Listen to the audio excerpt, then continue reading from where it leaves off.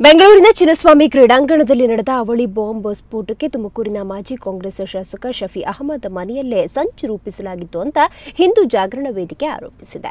ಜಿಲ್ಲಾಡಳಿತ ಹಾಗೂ ಪೊಲೀಸ್ ಇಲಾಖೆ ಅವರ ವಿರುದ್ಧ ವಿಚಾರಣೆ ನಡೆಸಬೇಕು ಅಂತ ಜಿಲ್ಲಾ ಹಿಂದೂ ಜಾಗರಣ ವೇದಿಕೆ ಸಂಚಾಲಕ ಬಸವರಾಜ್ ಆಗ್ರಹಿಸಿದ್ದಾರೆ. ಆದರೆ ಈ ಆರೋಪವನ್ನು ಶಫಿ ಅಹಮದ್ ತಳ್ಳಿಹಾಕಿದ್ದಾರೆ. ರಾಜಕೀಯವಾಗಿ ಮುಗಿಸಲು ಬಿಜೆಪಿ ಹಾಗೂ ಹಿಂದೂ ಜಾಗರಣ ವೇದಿಕೆ ಅನಗತ್ಯವಾಗಿ ನನ್ನ ಮೇಲೆ ಆರೋಪ ಮಾಡ್ತಿವೆ ಅಂತ ಶಫಿ ಅಹಮದ್ ಹೇಳಿದ್ದಾರೆ. ಬೆಂಗಳೂರಿನ ಚಿನ್ನಸ್ವಾಮಿ ಕ್ರೀಡಾಂಗಣದ ಬಳಿ ನಡೆದ ಅವಳಿ ಸ್ಫೋಟಕ್ಕೂ ತಮಗೂ ಯಾವುದೇ ಸಂಬಂಧ ಇಲ್ಲ ಅಂತ ಶಫಿ ಅಹಮದ್ ತಿಳಿಸಿದ್ದಾರೆ. ಸ್ವಾಮಿ ಸ್ಟೇಡಿಯಂನಲ್ಲಿ ಆದ ಬಾಂಬ್ ಬ್ಲಾಸ್ಟ್ನಲ್ಲಿ ಅವರ ಬಾಡಿಗೆ ಮನೆಯಲ್ಲಿ ಇದ್ದು ಈ ಕುತಂತ್ರ ನಡೆಸಿದ್ದಾರೆ ಅಂತ ಒಂದು ಸುಳ್ಳು ಆರೋಪವನ್ನು ಮಾಡಿದ್ದಾರೆ.